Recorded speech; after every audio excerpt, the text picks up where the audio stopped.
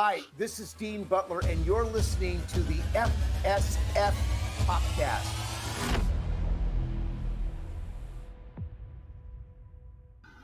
Hello, guys. Welcome to the FSF Podcast. I am Tim. I am your host, and of course, I have the ever blurry Kathleen with me today. We're very excited I'm to have. just too awesome for the computer to handle. There's something like that, yes. Hey, there it goes. There I said it I was goes. awesome. Ta-da! Never mind. Anyway, our guest today has been a producer on the Golf Channel of The Faraday Show since 2011, but that's probably not where you know him best for. Our guest has also played Jeff Griffin on the New Gidget Show, Hank Summers on Buffy the Vampire Slayer, and most notably, he was Almanzo Wilder for 9 seasons on the show Little House on the Prairie. We are very excited, Kathleen's probably even more excited than I, to welcome Dean Butler to the FSF Podcast. Welcome to the show, Dean. Hey, good afternoon or good evening to you. So I just want to correct something right off the bat. Yeah, please do. It was not 9 seasons. For me, it was 5 seasons. IMDb lies. And, yeah. So, well, the show was around for 9 years plus an extended 10th for 3 movies. But Right. I was with it season 6, 7, 8, 9, and the final 10th year. Aha. IMDb, the Wikipedia of the entertainment world. Yeah, just You can't. could have asked me, Tim. I would have told you. Oh.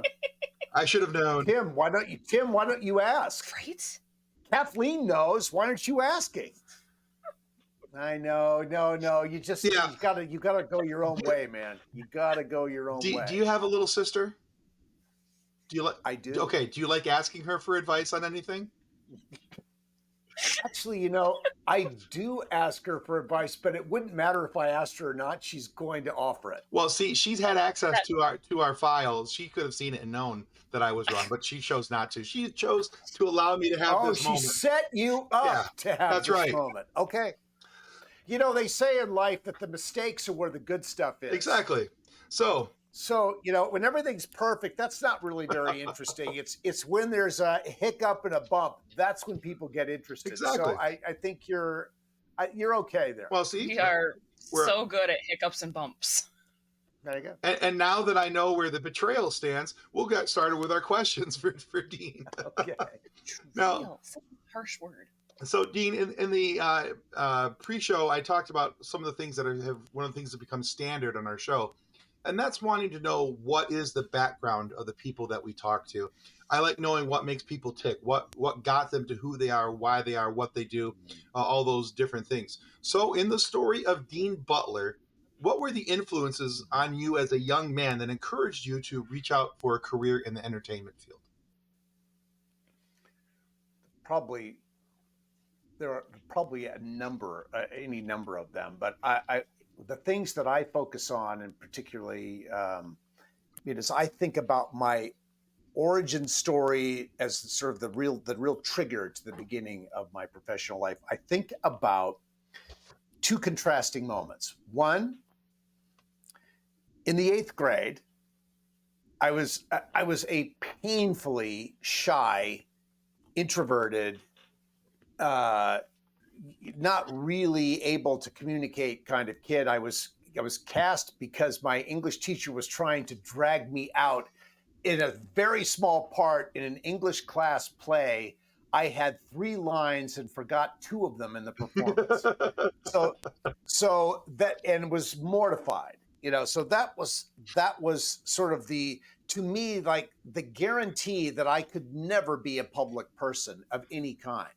But 2 years later, as I'm in the process of getting a pretty average to less than average grade in my geometry class, my teacher, Mr. Cochran, who had this wonderful Oklahoma drawl, was running the scoreboard at a varsity basketball game, or he did run the scoreboard at varsity basketball games, and he invited me to do the scorebook, the official scorebook at our varsity games. Now, that's a pretty cool thing to do because you're charting the entire game and you're getting you've got the whole picture of the game in your hands as you're recording this. But the really fun thing, the transformative moment for me happened just before the game started, when he looked over at me as the game's about to begin and asked me who's going to introduce the starting lineups. Sitting in front of me on the table in the gymnasium was an old silver Shure microphone, one of these classic old pedestal mics. And the moment for me, if you were doing the movie of the moment, you would see the entire gym would go black, and there would be a pin spot shining down on the silver microphone and glowing. This was the moment. This literally was the moment when I found my life. It's like when I spoke into that microphone and heard my voice and heard the applause, not because of my voice, but because of the names I was reading. Right. There was this incredible connection for me about the need to be. I had this, although I was incapable of it, I had a very big need to be heard. And that opportunity, that invitation from my geometry teacher, I probably got a C- in the class, but he gave me my life. And it just changed everything for me. And a year later, I followed a girl I had a crush on into our theater at Piedmont High and joined the chorus of our production of Once Upon a Mattress, and stood on the stage and felt the applause and the laughter and the teamwork of being in a play. That was a big part of it too, is teamwork. And I felt so at home on the stage standing in that light.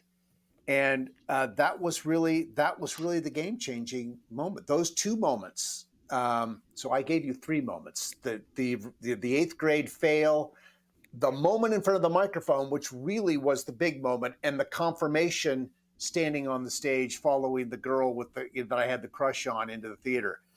The relationship didn't sustain, but the love of being in the light stayed with me, and that was a very big thing for me. And I think more than anything else,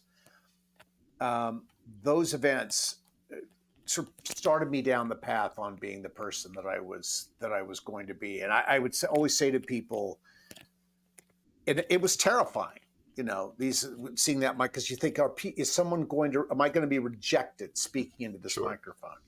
But I think the lesson it was for me and for anybody, is the things that scare us the most can often be the most wonderful doorways into who we are and what we're really about. And that I am so grateful for the invitation to have been at that scorer's table, and that silver Shure microphone changed everything for me. So that's the origin story. That's my origin story, Jim. You asked that question. That's it. I like that. And it's funny too, Dean, because I can't tell you how many guests we've had come on and tell me that there's been someone that they followed into this field, and they're like, well, the relationship didn't last, but the love for what we're doing has. That has been been a very common theme, more than you think. Yeah. Oh, no, I think that doesn't surprise me. I mean, yeah, and look, this was a wonderful girl, girl, great singer, wonderful talent. But it was what she introduced me to that was really the important thing. Yeah, absolutely. It goes to prove my point from pre-show as well, with there's a girl involved. Yeah. Oh, absolutely. Totally, yes. That resonates with me entirely. that there's a girl involved has been a big piece of a lot of things that have happened in my life. Yeah, I feel that. Yeah, I mean, no question. No question. We won't go into it, No. Well, we can follow that wherever you want to follow it, but but there's been a lot of that. Mm-hmm. A lot of being drawn by a woman into a situation. I moved across the state. I moved away from my family. I moved away from my hometown because of a boy. So to follow the boy. I did. Yeah. Yes, very good. Same. Yep. Well, not the boy, but I followed the girl across state. So. Yeah, there you go. Mm-hmm. Yeah, there you go. Worked out pretty well. It's worked out great for me. 25 years later, there we are. almost 10 years. I'm sorry. How many years later? Well, actually, no, it's 26 now. 26. Good for you. So, Yeah. I mean, that's no small accomplishment, at all. No. I mean, Catherine and I have been married for 23 years. We've been together for 28 years. right. Yeah, that's a big deal. Yeah. I mean, we look at it and say, my God, it's almost, it's almost half my life. I mean, Mhm. it's like, it's closing in on that. It's certainly more than a third of my life. And when we have those relationships, they are stabilizing. They stabilize who we are. They are central to who we are. Absolutely. And who we're able to be in the world. Absolutely. Yeah, no question. And the simple I fact hope that so. my wife hasn't killed me by putting a pillow over my face while I'm sleeping is amazing. That's huge. My husband and I have been together. We've been married 9.5 years. It'll be 10 years in December. Okay. We've been together Okay. for 12 years. Yeah. We have a 5-year-old. Like, it's there's Wow. it was worth it to follow him across state. He's also our There you editor, and go. he's going to hear this, and he's going to be like, "Hey, she likes me." Yeah. Just a little. That's really important that our significant others know that we like them. It is. And it's important for us to know that they like us. I mean, that's It's helpful. That's a biggie. Yeah. Yes, That's helpful. That's a biggie. Yeah. She's a keeper. Yeah. I'll keep her around. So, Oh, goodness. So, Dean, we were talking pre-show a little bit about Little House, and I mean, obviously, that is what you're probably most known for, is Of course. being Almanzo. No question. But Little House just celebrated its 50th anniversary, and It is in the process It of is celebrating it. This whole year is our Which 50th anniversary. is fantastic. That is absolutely yeah. amazing. But I actually Yeah. had found an article that the U.S. Sun had posted with an interview with you. And you brought out something in the interview that I hadn't really thought about the age difference between you and Melissa when you were filming. Oh, wow. Could Okay. not be done in Hollywood now. But the way that it was Right. handled on Little House, the way that Michael made sure that it was handled, was a very respectful relationship. And that kind of seems to be something that Hollywood has lost track of over the years. That it seems that they've forgotten that child actors are still people, that they still need to be treated like people. So what, in your mind, made the set of Little House stand out as different in the way that the child actors were treated? And do you think that that's something that Hollywood can get back to? Well, I think actually, Kathleen, I think Hollywood today, when I say today, what does that mean? I mean, today, the last 10 years, since the sort of the explosion of the Me Too movement, I think Hollywood is far more concerned about the welfare of children today than they ever were, than Hollywood was generally when I was of that age working around a lot of young people. Now, I will say in contrast to that, I think the Little House set was a uniquely good place, one of those uniquely good places for kids. Kids came, they were well supervised, they went to school, other than Jonathan Gilbert, who was not a particularly good student, a very bright kid, but a little bit of an underachiever. And Jonathan, of course, was Willie Olson, and so that all stood to reason that he was going to be an underachiever. But very, very bright.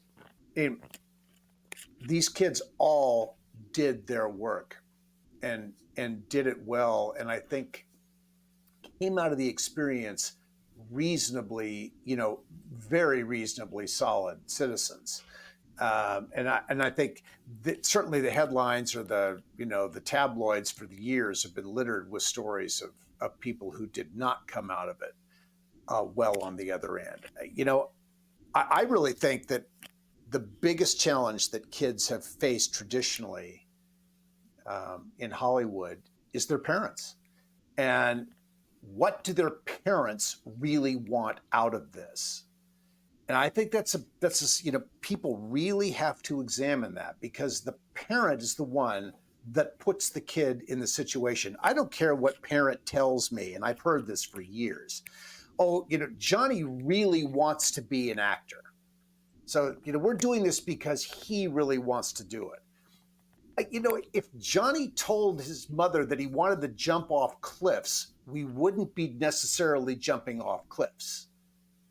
There's a vicarious thrill that the parent is getting. That's the only way that happens, because it's not the kid's career, it's the parent's career that it really is, because it's the parent that's got to get the kid to every meeting, every call, the parent is completely in the driver's seat and in control of the situation. The kid is a minor. The kid has no control over what's happening. They may love to do it.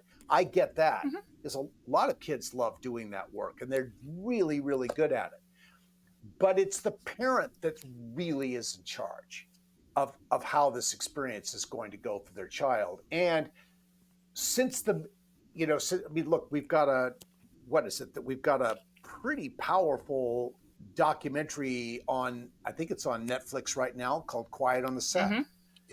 Which is telling horror stories about the way a certain group of kids at Nickelodeon came through that experience. And I certainly know people who have worked at Nickelodeon, and this was a uniquely challenging situation for kids. But parents were willing to be sidetracked, because that's the way that happens, is that parents were separated from their children in that situation.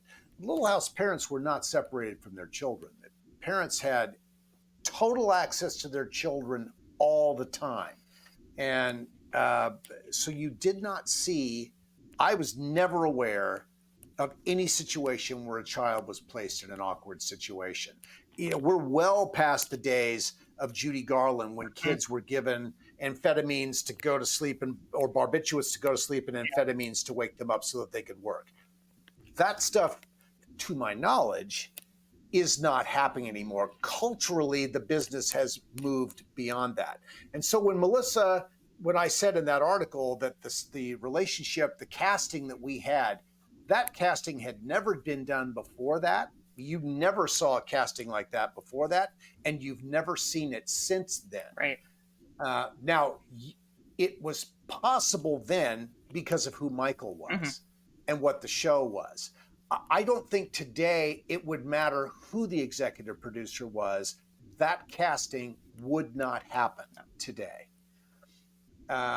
I just don't believe it would. And no matter how chastely handled it was, and we were very chastely handled in the way that we did this, but it just wouldn't have been a thing that you would do today. Melissa, she's written about this. She and I have talked about this.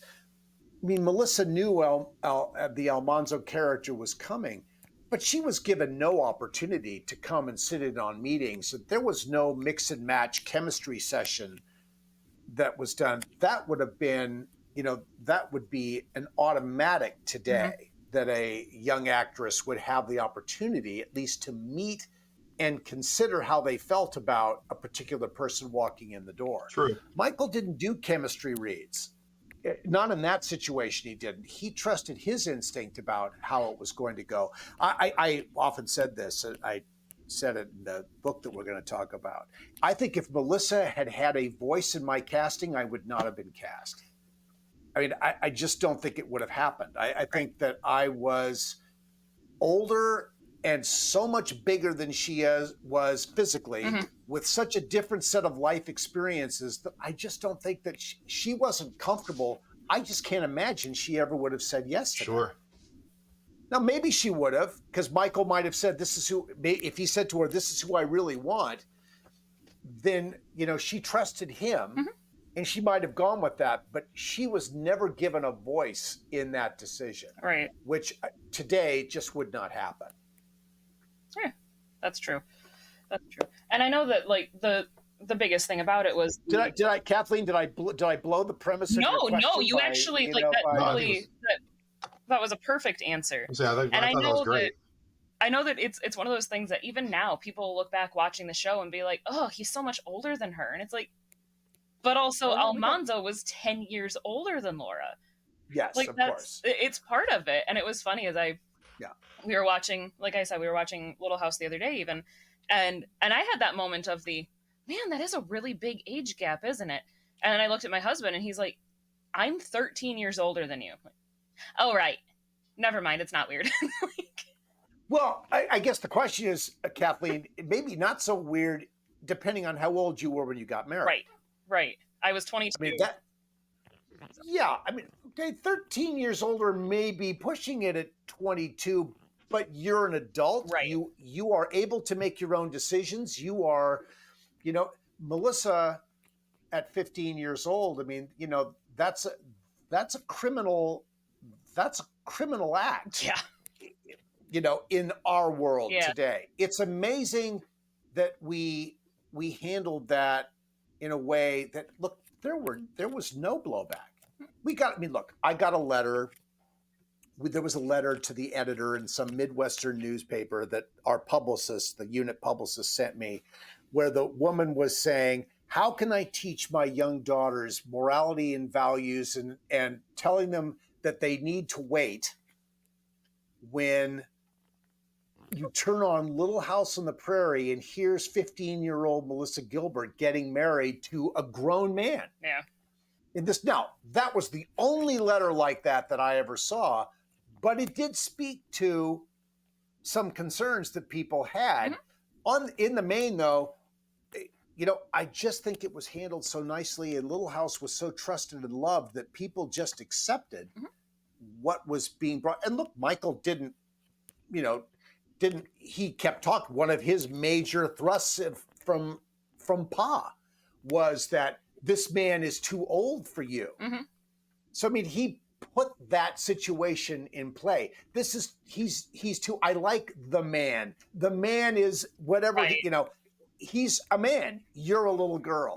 And it's when I met Melissa, when we first started shooting together, I looked at her and I remember sitting there in the makeup trailer with a cup of coffee in my hand, and she comes in as, bright and sparkly and, very outgoing. Melissa's always very outgoing, always has been. And I'm looking at her saying, I'm not seeing any hint of a woman here.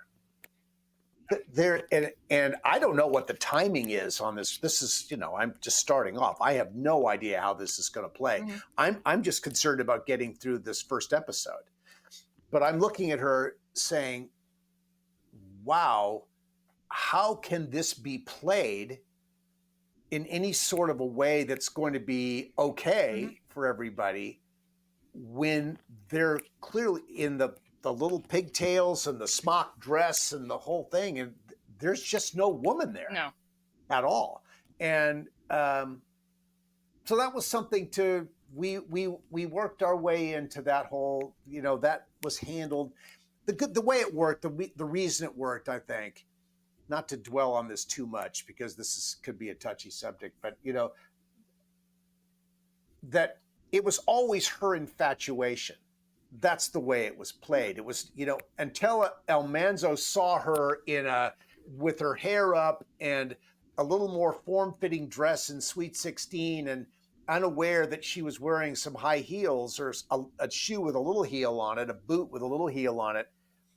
She was just a little girl. Suddenly, there was somebody else there. And I think that was sort of that wonderful thing that, we all have experienced in our lives where we see somebody in a particular way and then something occurs and they're completely different.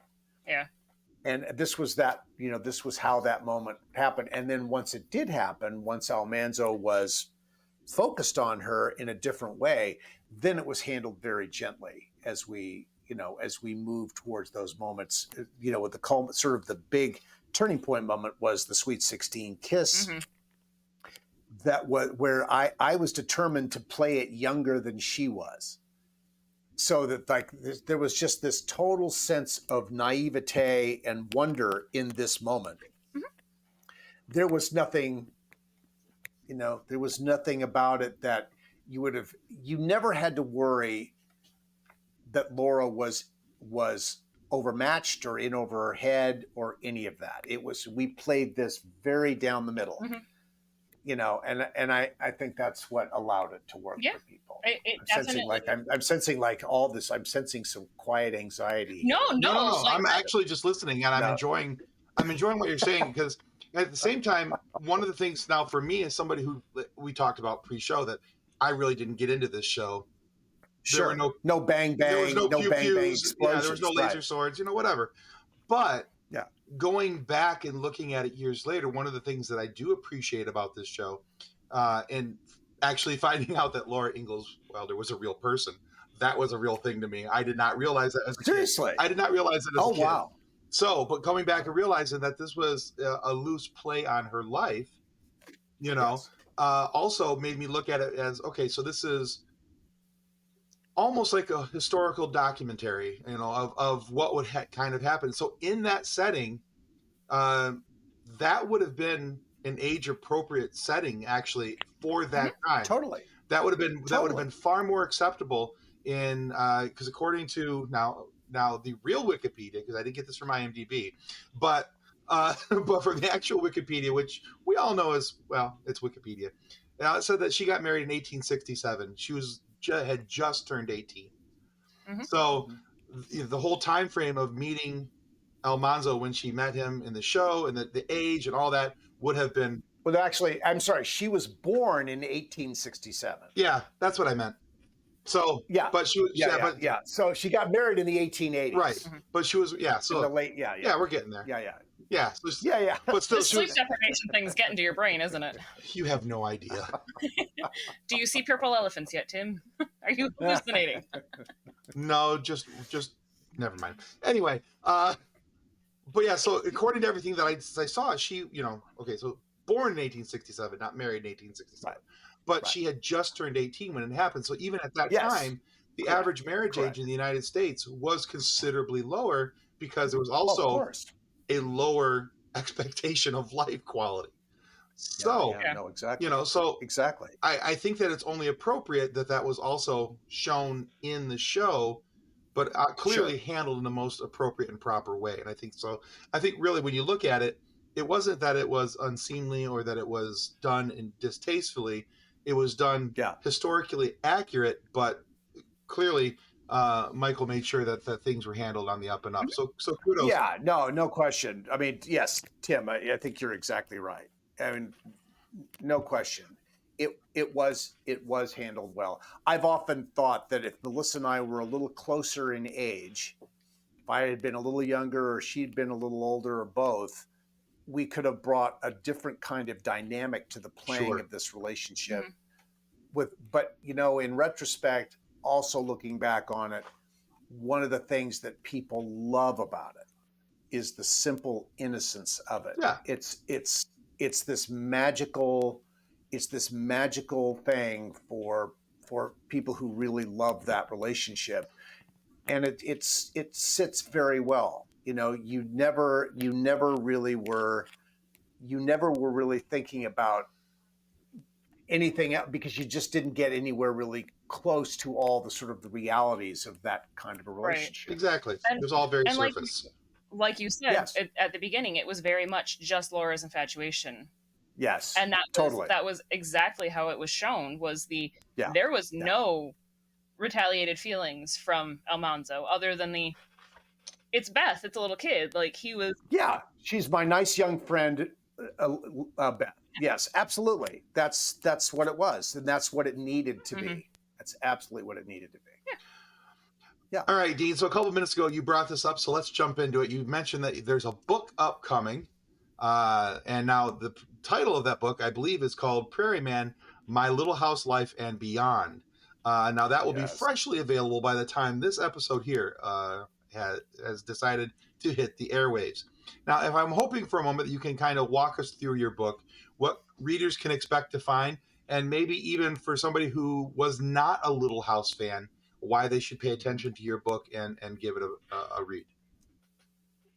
Well, I really wrote the book in all candor, Tim and Kathleen. I wrote the book with Little House fans in mind. I mean, that's, I have to be completely clear about that. Sure. That said, there are certainly other aspects of my life covered in the book. I think, there are a lot of things that relate to Little House that people who love the program will get and appreciate. One of the things that I talk about a lot is the common thread of my life to Almanza Wilder's life. How I was raised in a rural environment. Spent my summers in a rural environment on a family ranch that was founded in Northern California in 1885. Living with no running hot water, no electricity, coal oil lamps at night, washing dishes in the kitchen together as a family, getting up and doing chores, riding horses, swimming in a swimming pool that was carved out of the ground with horses and plows and covered with chicken wire and plaster, so it was more like a pond than a pool that we think of today.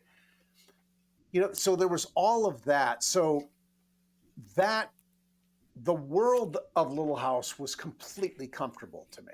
I knew it organically what this was. So when I arrived on the set and saw my first coal oil lamp, my first comment was, "There's not enough oil in that lamp." And it wasn't like I'd seen these lamps. I'd cut the wicks on these lamps. I knew what this was. I was saying, "You've got it turned up too high. You're burning the chimney. You shouldn't have it high enough up to burn the chimney." But it threw more light that way. These things were and being around horses, being around wagons, no, I had not spent a lot of time around, women in long dresses wearing corsets and, all of that. But okay, we've all seen that. But the world of Little House was very comfortable to me. I also write about the fact that, and something that, we talked about in the beginning of this, the microphone and all of that. I mean, I talk about sort of my early years of feeling bullied and shy and introverted, and that sort of coming into myself. That's a big part of that, about a big part of my story. The discovery of, the discovery of one's interest in the talent. I write about the power of first love in my life. I write pretty extensively about that in the book. And this woman, who is still my dear friend, who, she really shaped me or gave me confidence, offered me that because of her belief in me. I was able to see myself in a different way than I was seeing myself. And I think I carried a lot of that into the meetings that I had for the projects where that was appropriate. Little House was certainly among those projects where that was appropriate. I write about my first, the big part was in a Judy Blume book, a novel that was turned into a movie for television, Forever. Kathleen, you may be familiar with Forever, the Judy Blume book. So I played the Michael Wagner character in that, and shot up in San Francisco. Wonderful director named John Cordy, who had won a lot of professional accolades for his work in a movie called Farewell to Manzanar, and the autobiography of Miss Jane Pittman, and an Academy Award-winning documentary called Who Are the DeBolts and How Did They Get 19 Kids? Wonderful director. And we shot in and around the Bay Area, and I was the only local hire. Everyone else came from Los Angeles to be in that. So that was a wonderful, so I write about that and coming to Hollywood, the culture shock of coming to Hollywood when you've grown up in a pretty sheltered environment in Northern California. That was a big head turner for me. And I realized I was operating, more than a few steps slower than most of the young people I was meeting in Hollywood at that time. But, you know, I have to say that reality is exactly what put me in a position to be cast as Almanzo Wilder. You know, if I had been this hip guy, I never would have gotten a look with Little House. I mean, Right. It's just because, you know, the attitude. I grew up in a matriarchally driven family. I grew up, you know, in a multi-generational family with a huge amount of respect for the women in my life. That was a very big, those women, my mother, my grandmothers, my aunts, cousins, these women played a huge role in my life because, and particularly in the case of my mother, and I can't de-emphasize this, her willingness to be real with me, to share with me information that as a young boy I needed as I was growing into a young man. Mm-hmm. Her openness to share that information gave me a huge respect for the world I was in. And it, you know, when I just remember like going into, you know, those moments in school when you're in school where, you know, people are embarrassed and giggling when they're hurt, you know, learning about the facts of life in a classroom, and people are giggling and uncomfortable. I'd heard it all already. I'd gotten the whole story. There was nothing, you know, I was not laughing or giggling. It was like, yeah, this is it. This is real. I think information, my mother and father's willingness to have me have information about my life, was about the world around us, was a really big part, played a very big part in shaping who I became and who I am. Maybe, you know, naive in other ways, but I think empathetic in a human sense, connected in a human sense. I think that was really important to them. And I think Michael saw that, and Susan Sukman, our casting director, saw that. You know, you don't have a chance to tell people your life story in 5 minutes when you come in the room, but you carry things in the room with you when you come in. You know, casting decisions are made in about 8 seconds when you walk in the door somewhere. And someone knows if you could be right, and they absolutely know if there's no shot that you're going to, and they know it really quickly. And then you have to sort of, you know, if you're not right, you want to get out of the room as fast as possible. And if you are right, you want to get out of the room as fast as possible because you don't want to give yourself the opportunity to convince them that you're not right. Yeah, don't change their mind. But yeah, don't change their mind. But that first impression is really powerful. And I think you don't know how powerful that is when you're starting off. You know, you come to understand that first impression is all important in the way people are cast. And you want to be able to take advantage of that, whatever that first impression is. And it's like, you can't change it. You can try and dress it up and maybe walk differently and sit a little differently, but you know, you're not really going to fool anybody. People are pretty perceptive. They know who they're meeting, or they think they know who they're meeting. And really, it's not even a matter of whether they're right or wrong or not. It's what they think about who you are. And casting directors are trying to make that assessment. Sure. The minute they meet you as to how an audience is going to react to you. So anyway, that's all very important stuff. I write about, I obviously had a wonderful time with Little House. I did 2 other series. I worked on Broadway. But I also write about in the mid 1990s, or 20 years after, I sort of thought that this is what I wanted to do with my life, I was really struggling after in the mid 1990s. It was not an easy time in the mid 1990s because I think for whatever reason, I started to question my value as what I was. And of course, as soon as an actor starts to sort of tweak around with who they are, good things generally don't happen. At that point, you sort of want to stay true to who you are because that's what you do the best. But I really was struggling during that time, and a lot of, not a lot. Look, I didn't go through a catastrophe. My life didn't completely implode. But for me, relatively, it was a very, very hard time. So I write about that and how,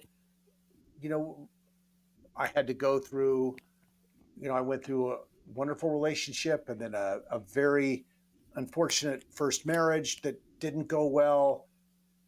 And I was able to extricate myself from that quickly enough to be able to recover from that. And I then met Catherine, who I had met 15 years earlier on the set of Father Murphy after she had auditioned for Michael to play the love interest of Merlin Olsen on Father Murphy. And we ran into each other at a commercial audition, and she was sitting behind me in the meeting and said hello. And I turned around and sort of the light came on in my life again. And I saw her. So there was the girl again. The girl made a difference. I went home and called her, as soon as I got home, I'd asked her if I could call her. I called her. She had a message on her machine. This is pre-cell phone. She had a message on her answering machine at home before she got home from the same audition. She called me back and we met for coffee a couple of days later. We've been together ever since. That's awesome. And that's, so in Catherine, I write about this. In Catherine, I met somebody with whom I could really have a life. And it needed to be based in some kind of reality. I went through a long time where I was fearful of acknowledging that I was struggling as an actor. Mm-hmm. It just wasn't going well. And that was hard for me to wrap my head around that. It wasn't until I was with Catherine, that I realized that, wait a minute, I can be something else. I can do something else. That's going to be okay. It doesn't take away anything. Well, I thought it would take away, but really in reality, it doesn't take away, because the work that we do years earlier is the work that we do years earlier. And that stays, particularly in something like Little House, that has it has a wonderful staying power, as we've discussed. So when I started to open myself up to a producing career, it was funny, because I'd been on Little House and because people respected it so much as a piece of production, as an exercise in great production, people were more receptive to me as a producer, of me pitching myself as a producer, than perhaps they might have been if I'd had some different kind of background. So, I've said for years that every great thing that has happened to me in my life since Little House has had a Little House connection. Little House got me the role I playing Tony in West Side Story in Japan for 10 weeks. Jack Wagner was supposed to do this tour. He had to drop out. Little House was hugely popular in Japan. I was pitched to the director on that basis. I'd never auditioned for a big-time musical before. We met at my agent's house with a piano player. The director came. We sat in his little piano study area and sang with him and talked about it. And they hired me. And I got that opportunity to do that. And, after coming home from that and getting through that reasonably well, it was a little bit of a bump in the beginning, but I got through that pretty well and got the opportunity to sing for Stephen Sondheim about a month and a half after I came back from Japan. I was singing really well at that point. And he hired me in 2 hours to come to New York and join the Broadway cast of Into the Woods. Wow. Yeah, that was an amazing thing. But these Little House connections, Mm-hmm. These things have led to other things. Yeah. I've had a very blessed life. My work as a producer, you mentioned in the beginning. I've done documentaries and DVD bonus content, right, and features for little biographical features. I produced for Motorsport, did motorsports, and I've done Olympics production. my friend Keith Allo, who I'd worked with at championship auto racing teams, as well as at the U.S. Olympic Committee, called me on a, God, it was just about this time in 2011. He called me and said, "How would you like to produce a talk show that we're doing?" We'd worked together for years, and he introduces me to David Faraday, who is one of the most interesting characters if you play golf. And Tim, you're smiling, so you have some sense of David Faraday. Yes, I do. David is one of the most fascinating, interesting, opinionated, idiosyncratic people in the game. I said to Keith, I don't play golf. I've never produced a talk show. This is NBC Golf. This is NBC Sports now we're talking about. I don't play golf, and I've never produced a talk show. And he said, "That's okay. I know you can tell a story." And, the Faraday show was about telling stories of people who play golf and who have had interesting lives. And we spent 10 years doing that show together. We did like 180, 150 hours of that show over the 10 years. I produced, over 80 hours, was the producer of record on like 80 hours of that, and was involved in all the live shows and all those things. It was just an incredible experience. David's just a seminal talent. It's just incredible. You're smiling. I mean, anybody who knows Faraday, you just have to get a kick out. He cracks me up. So my first introduction to Faraday was playing a Tiger Woods game, and he did all the voiceovers for that. Sure. And didn't he and Vern Lundquist do those voices? Yeah. Something like that? It was almost like listening. Yes, sir. Yeah. It was almost like listening to a comedy duo where there was the straight man and the cut up, Yeah. Oh, no. I'm sorry. Gary, his friend Gary, who he did. Oh, I can't remember his name. He worked on CBS for years. I'm embarrassed that I'm not. It'll pop into my head. But the two, they did photo shoots where they were Laurel and Hardy. They did, really funny, very funny duo. Yeah, Gary McCord. Gary McCord. Thank you so much. I mean, he and Faraday were amazing together. Yeah. And so if you would miss a putt in the Tiger Woods game, just the lines that they would throw out at you. You're playing this game, and you're working your mouse and your angle. You're trying to read the putt, and if you were taking too long to read the green, they would, you'd hear the announcers in the background, fire off some line about glad he's got all the time in the world or something like that, and it was very very entertaining. Yeah, I know he is extremely entertaining, and David is a guy. It was very interesting to work with him. I mean, David is a guy who has used his pain and his missteps in his life to help other people. That's a big part of David's story. I mean, David has been addicted to every substance known to man at some point or another. I mean, that may be a little extended, but David certainly enjoyed his adult beverages, and he takes a.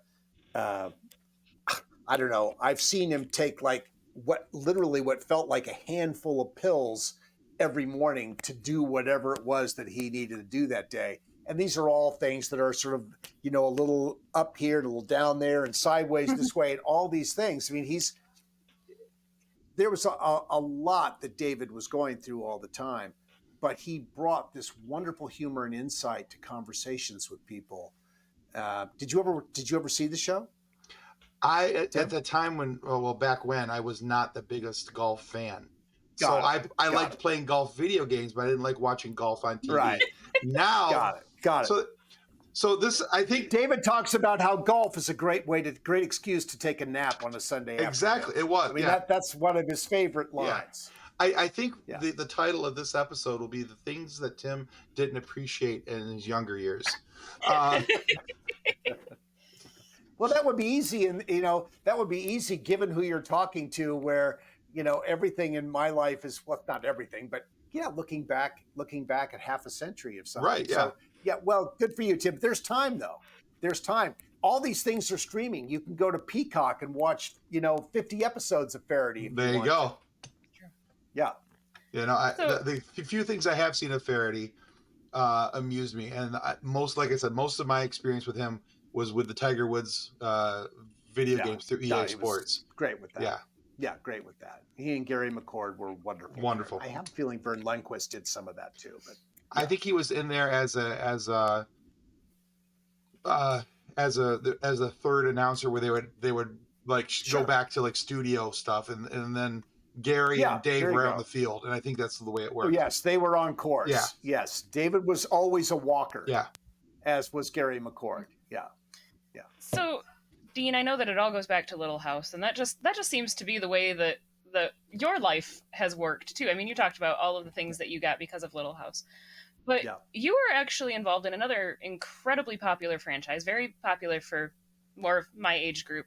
And I mean, it was 5 seasons of Little House versus 5 episodes of Buffy the Vampire Slayer. Yeah, right. Right. I did get a trading card though. You did? I got a trading card, which just blew me away, given that I'd only done 5 episodes. I couldn't believe they wanted me to have a trading card. But I mean, you're Buffy's dad, so it made... Yeah, it was Buffy's dad, right. Buffy's dysfunctional, mostly absent, obtuse dad. I think that's part of the reason why I got the job, is because I think that Joss Whedon, who's a brilliant guy, thought, what a neat joke to cast a guy who has this image of being the perfect husband and father, and hire him to be a guy who's not really a very good dad. Yeah. Hank Summers definitely could learn a few things from Almanzo Wilder. That is for sure.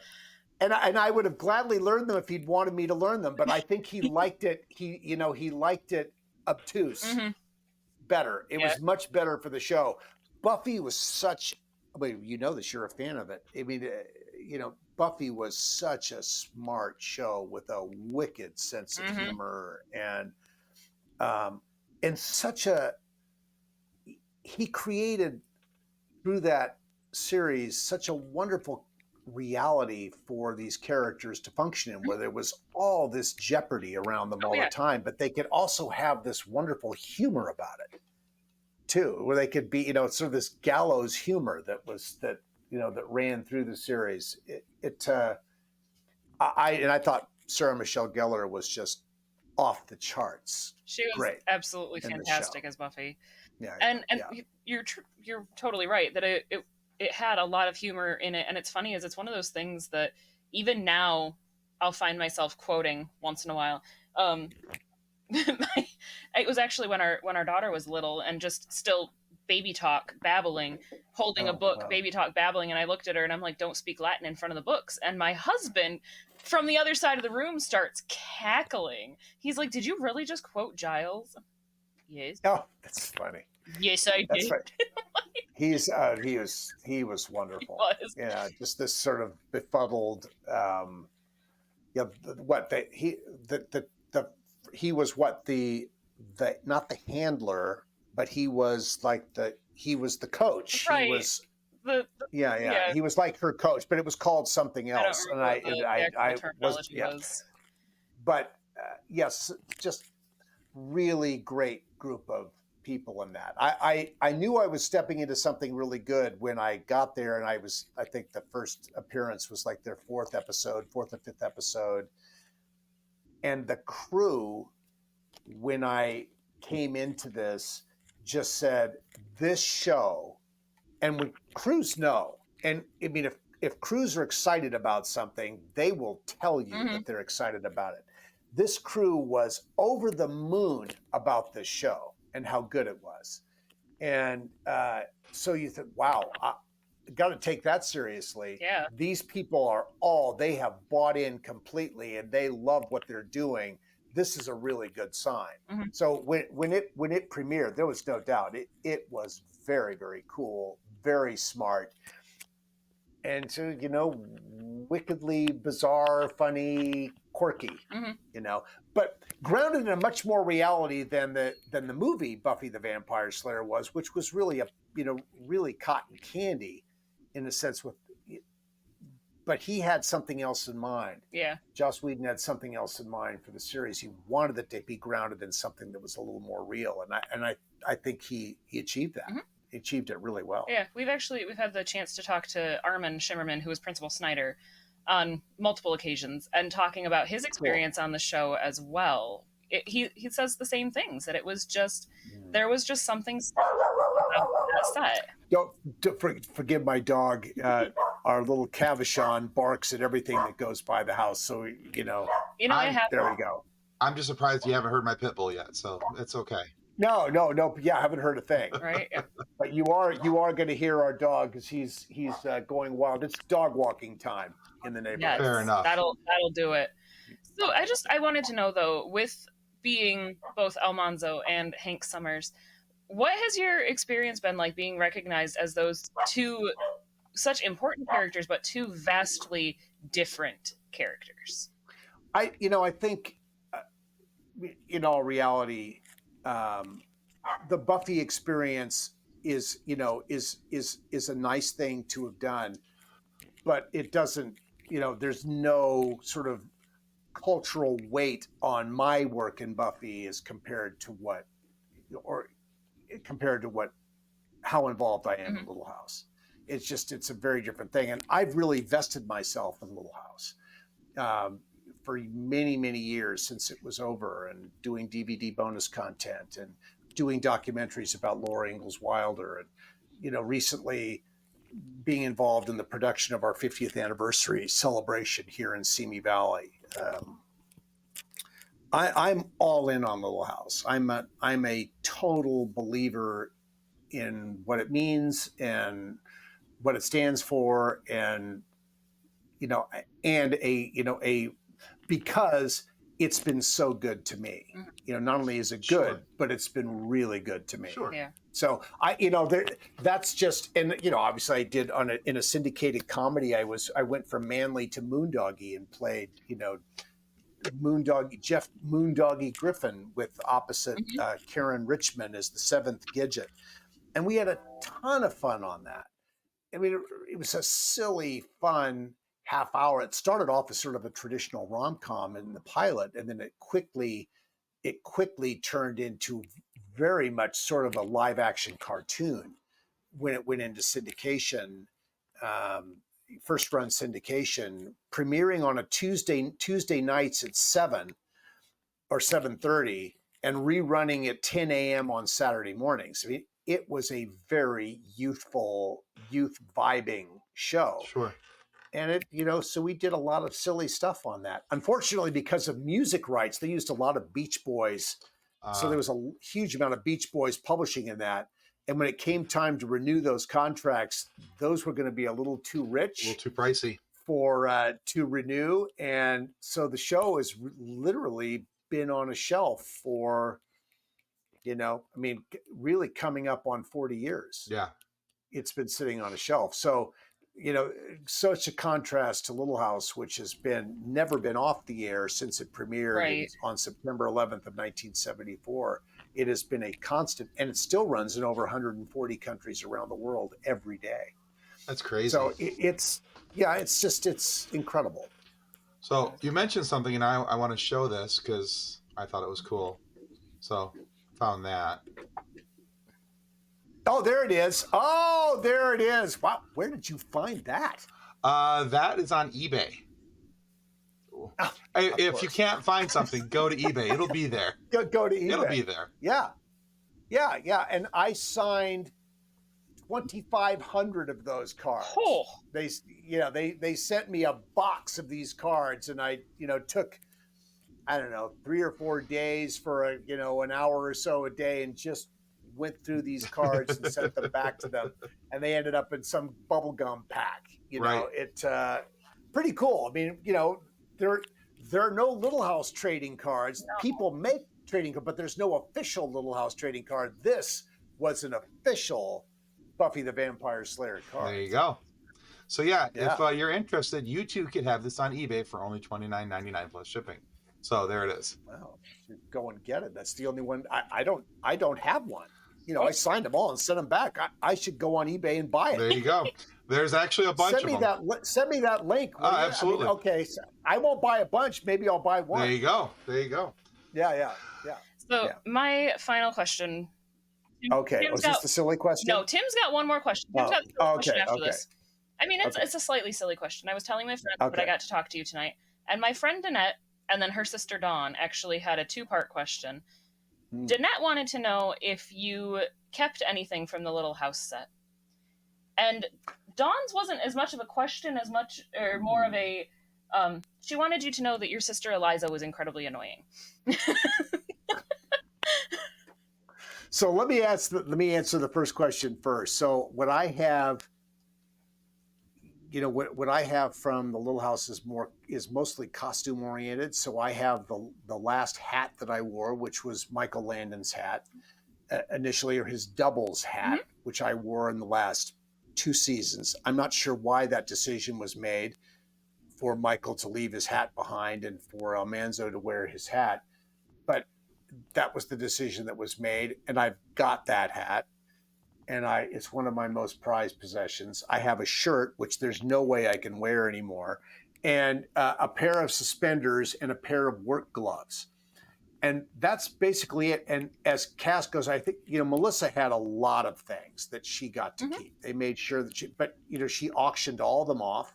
She wanted to sort of excise that part of her life out of her. She has her memories of all that stuff. But those are the things that I have, and they were on display when we did our event in Simi Valley, along with recreated versions of costumes and a lot of other original pieces that people had and shared with the audience. As far as then the other point about incredibly annoying Eliza Jane, I absolutely adore Lucy Lee Flippen, who played Eliza Jane.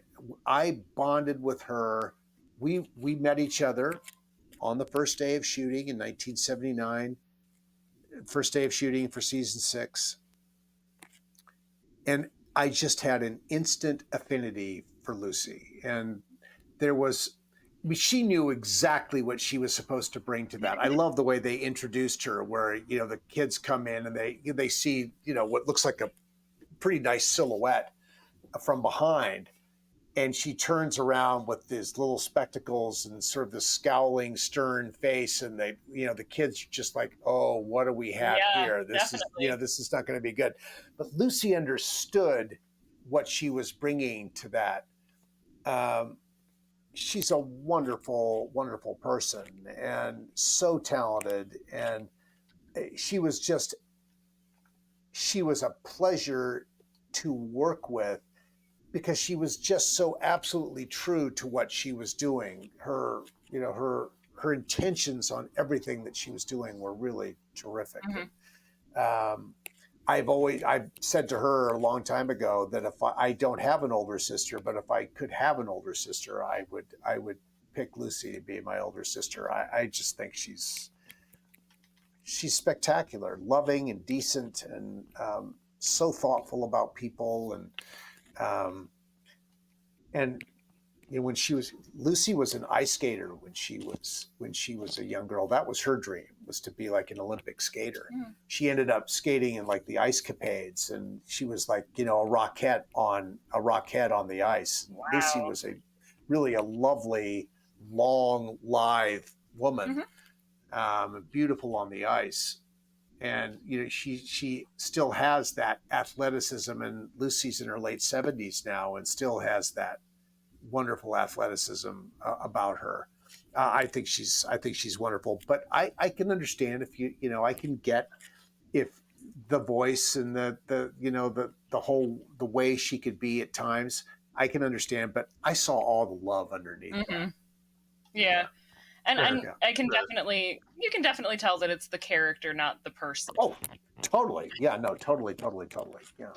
There are some moments. I have some moments with Eliza Jane. It's the shaking your head, looking at her with the oh honey, oh boy, oh honey, oh boy. Okay, well, and she was doing her job. She did it very, very well. Yeah, she was doing her job. Yeah.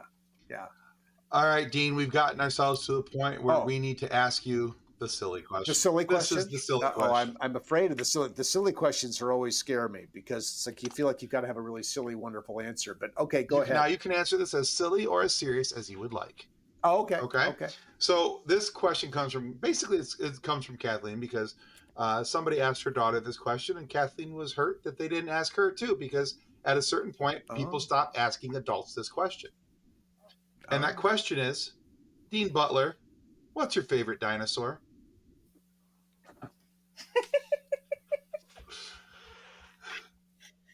Why am I not Ross Geller right now?